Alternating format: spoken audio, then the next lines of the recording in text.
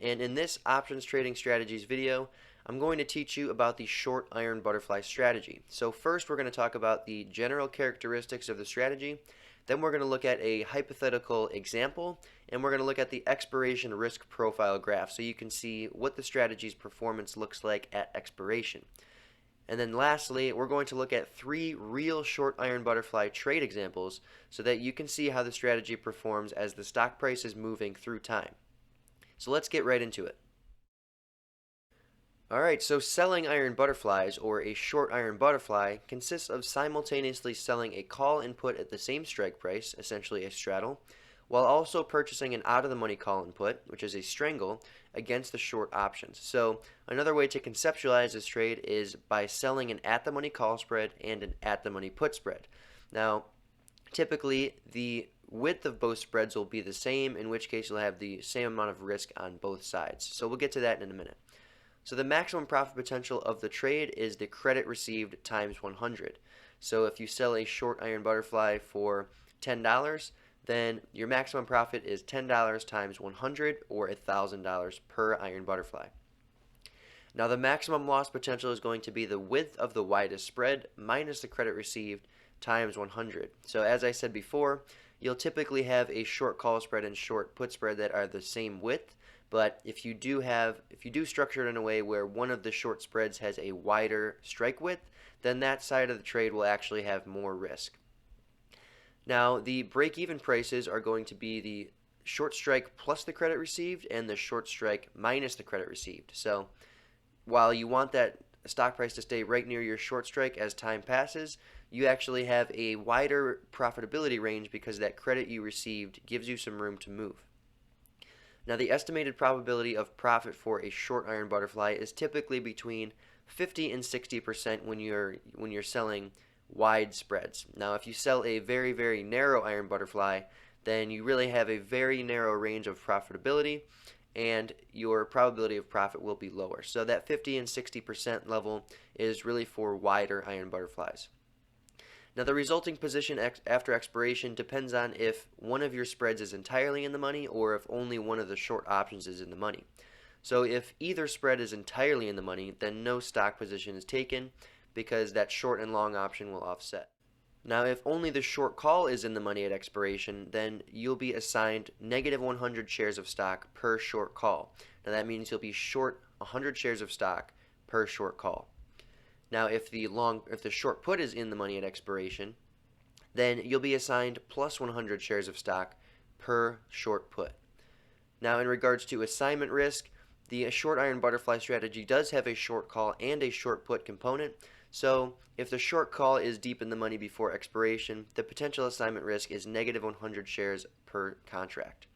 Now if the short put is in the money before expiration, the assignment risk is plus 100 shares of stock per contract. So if you have a stock price that moves significantly away from the short strike, then you do have to watch out for assignment risk, because if one of those short options is deep in the money, then there's the potential that you might be assigned early on that option.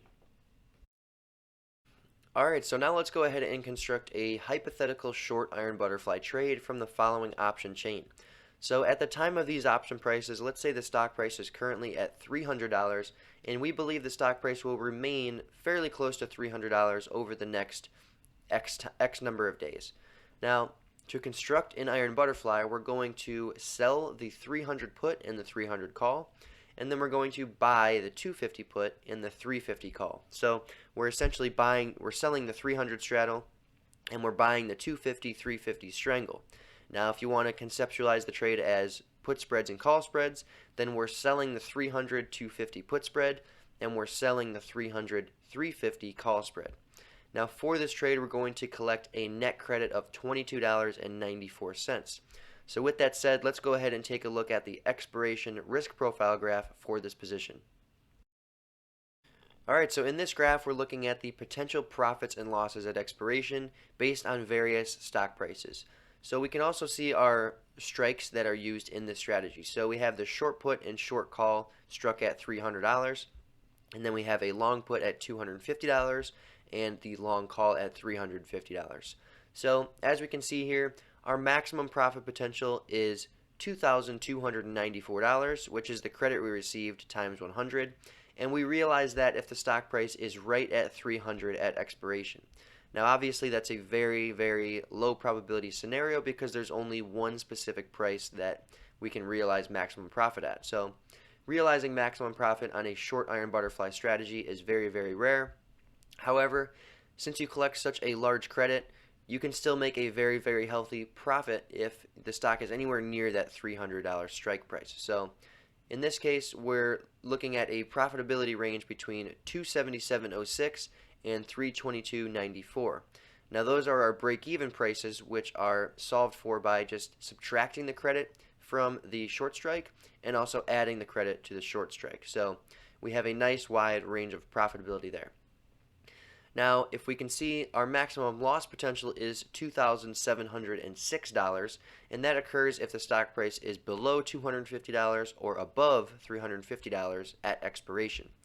Now, that maximum loss comes from the fact that we have $50 wide put spreads and $50 wide call spreads, and we collected $22.94 for that. So, since the width of the spreads is the same on both sides, we have the same risk on the upside and downside. So, to solve for our maximum loss potential, we take the $50 wide spread, subtract the credit of $22.94, multiply that by 100, which gives us $2,706. Alright, before getting into the real trade examples, let's go ahead and quickly discuss the short iron butterfly's Greek exposures, as this will help you understand how the strategy performs before expiration. So, in regards to delta, a short iron butterfly typically begins with a delta near zero because you're usually going to sell an at-the-money straddle and you're usually going to buy equidistant wings from that short straddle. So, in other words, if you sell a 300 straddle and you want to make a 25-point wide iron condor, you would buy the 325 call and the 275 put, and in general this is going to keep your deltas near zero. Now, you can structure a short iron butterfly directionally by either opening up one of those long options. So let's say you have a 25-point wide short call spread and a 100-point wide short put spread. You obviously have more risk on the downside, and that'll give you a slightly bullish bias. Now, in regards to gamma, a short iron butterfly position has negative gamma. Now that means when the stock price rises away from your short strike, a short iron butterfly position becomes more short because its position delta will be negative. And on the other hand, when the stock price falls below the short strike of the iron butterfly, the short iron butterfly position becomes more long because its delta will be more long, more positive. Now, an easy way to conceptualize that is for maximum profit to occur, you want the stock price to be right at your short strike at expiration. So if the stock price rises above your short strike, you want it to come back down, and that is represented by your negative delta. And if the stock price falls below your short strike, you want the stock to rise back up to your short strike, which is represented by the positive delta. Alright, in regards to theta, a short iron butterfly position has positive theta because we are net short options.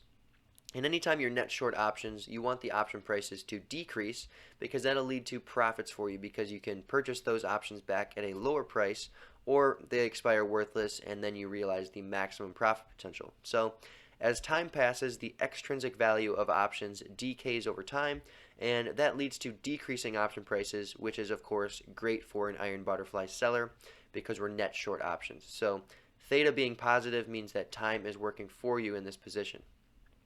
Now, a short iron butterfly has negative vega, and that's because since we're net short options, an increase in implied volatility represents that option prices are getting more expensive, which obviously leads to losses for a short option position. Now, on the other hand, a decrease in implied volatility indicates that option prices are falling, which is obviously a great thing for a short iron butterfly trader. So when we put all these Greeks together, we learn that a short iron butterfly position can make money in two ways. The first way is from the passage of time, since it has positive theta, and the second way is from a decrease in implied volatility, which is represented by the negative vega. Now, there's two ways a short iron butterfly can lose money, and that's from a large stock price movement in either direction or an increase in implied volatility. So what you really want to happen here is you want the stock price to remain right near your short strike, and you want implied volatility to decrease. Now, on the other hand, if the stock price makes a move in either direction, you still could actually make money because that positive theta could offset those directional losses. So all of these things combined makes a short iron butterfly a high probability trade. So let's go ahead and take a look at some real examples so that you can see how the strategy performs when the stock price is changing. Alright, so example trade number 1. We're going to look at an iron butterfly that breaks even, and that's when the stock price is right near one of the break-even prices at expiration. So here is the setup. The initial stock price is 105.79, and to construct our iron butterfly, we're going to sell the 106 call and put, and then we're going to buy the 97 put and the 112 call. Now, all of these options expire in 45 days. Now, to enter this position, we're going to collect a net credit of $4.42, which brings our break-even prices to 110.42 and 101.58. So that's the short strike plus the credit and the short strike minus the credit. Now, our maximum profit potential in this case is the credit of $4.42 times 100, which is $442. Now, the maximum loss potential is going to be $158 on the upside since we have a $6 wide call spread and we collected $4.42. So 6 minus 442 times 100 is $158. Now, on the downside, we have a $9 wide put spread. Now, remember I said that whatever side has the wider spread has more loss potential, and this demonstrates how that works. So we have a $9 wide put spread, and since we collected a $4.42 credit, that leaves our max loss potential to the downside at $458. So with this particular trade, we have a slightly bullish bias because we would rather see the stock price increase than decrease, since we can lose more money when the stock price decreases. So let's go ahead and take a look at what happens to this position over time. Alright, so in the top part of the graph here, we're looking at the changes in the stock price, and then we're looking at the stock price relative to our short call and put, the long call, and our break-evens for the iron butterfly. So we can see all of the strategy's components alongside the stock price. On the bottom part of the graph, we're looking at the actual price of the iron butterfly. So when it decreases from our entry price, we'll have profits, and when it increases in value from our entry price, we'll have losses. So in this particular example, we can see that the stock price is in between our break-even points for almost the entire period. And as we can see, the short iron butterfly actually did lose value over time, and that can be explained by the decrease in extrinsic value as time passes. So that's that positive theta working for us. Now, unfortunately, the stock price was right near our upper break-even of 110.42 at expiration, which means that that short 106 call was worth about the same amount that we collected for the entire iron fly. So since we collected $4.42 in this case, and that short call expired with a value of $4.42, that left this whole iron fly position at a break-even point. Now, all of the other options expired worthless, but that short call was enough to offset any profits or losses.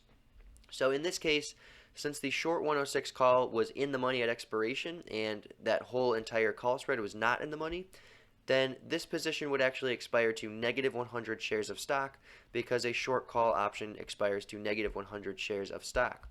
So if you did not want a short stock position from this iron butterfly, you would have to buy back that short call before expiration. So this example just goes to show that, if the stock price is near one of your break-even prices at expiration, you're not going to have any significant profits or losses on the position because one of those short options expired with the equivalent value of your initial credit.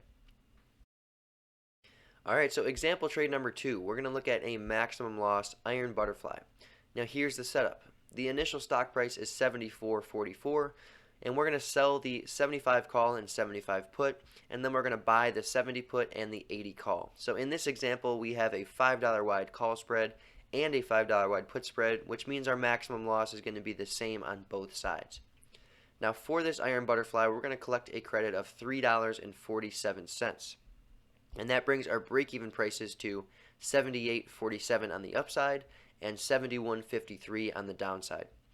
Now the maximum profit potential is $3.47 times 100, which comes out to $347. Now our maximum loss potential is the $5 spread width on both sides, minus $3.47 times 100, which comes out to $153. So let's go ahead and see what happens to this position over time. Alright, so as we can see here in the top part of the graph, we're looking at the changes in the stock price relative to our short iron butterfly components and the break-even prices. And in the bottom part of the graph, we're looking at the actual value of that short iron fly. So as we can see here, the stock price started at $74.44 and pretty much just rallied the entire time we had this trade on. Now at expiration, our short 75.80 call spread was entirely in the money, and therefore that call spread expired to a value of $5. Now since we sold this iron fly for $3.47, we realize our maximum loss potential of $1.53 per spread, or $153 overall. So this example just shows that if you put on an iron fly and the stock price makes a large movement in either direction, and one of your spreads is entirely in the money at expiration, then you're going to realize your maximum loss potential on the strategy. So unfortunately in this case the trade did not work out, but the good news is that we have limited loss potential since we are short a call spread and short a put spread in this trade.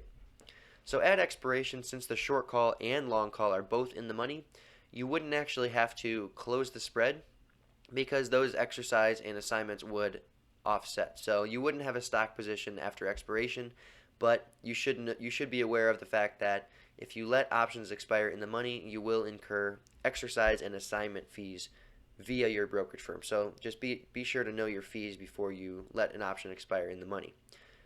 The worst case scenario is that you could just buy back that short call spread 10 or 15 minutes before they expire, and you'll avoid those exercise and assignment fees. Alright, example trade number 3, we're going to look at a almost maximally profitable iron fly. So here is the setup. The initial stock price is $752, and to construct our iron fly, we're going to sell the $750 put and the $750 call, and then we're going to buy the $625 put and the $875 call. All of these options expire in 46 days.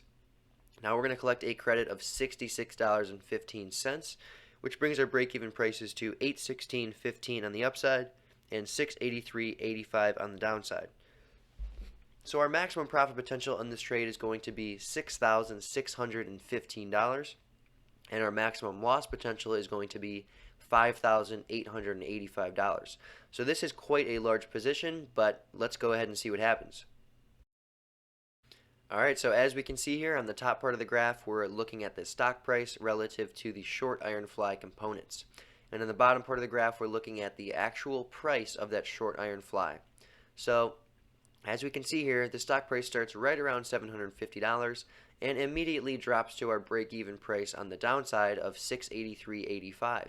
So obviously that's not ideal, but fortunately the stock price did rally back a little bit and was right below our short strike at expiration. And as we can see, the iron fly did decay steadily over time, and as we can see, at expiration the spread was worth about $10. Now since we sold it for around $66, that would represent a profit of $56 per iron fly, or around $5,600 per iron fly position. So this was a very, very profitable trade, and that's because the stock price was between our break-even prices the entire time, and it expired right near our short strike. So this is pretty much the best case scenario for a short iron fly position. Alright, so let's go ahead and recap the main concepts that we've discussed in this video. So first of all, selling iron butterflies is a directionally neutral strategy that consists of selling an at-the-money call and put spread with the same short strike price. So you can either conceptualize it as a short call spread and a short put spread with the same short strike, or you can conceptualize it as a short straddle and a long strangle. Now the main profit drivers for short iron butterflies are the passage of time, because the strategy has positive theta, and decreases in implied volatility since the strategy has negative vega. Now to close a short iron butterfly before expiration, you can simply buy back the short straddle and sell the long strangle to lock in profits or losses. Now though a short iron butterfly begins directionally neutral, the trade will become directional if the stock price trends in one direction. So always remember that you want the stock price to be right at your short strike, so if it increases to a value higher than your short strike, you're going to be slightly bearish because you'll have negative deltas. And if the stock price falls to a price below your short strike, you're going to be slightly bullish because you want the stock price to increase back to your short strike.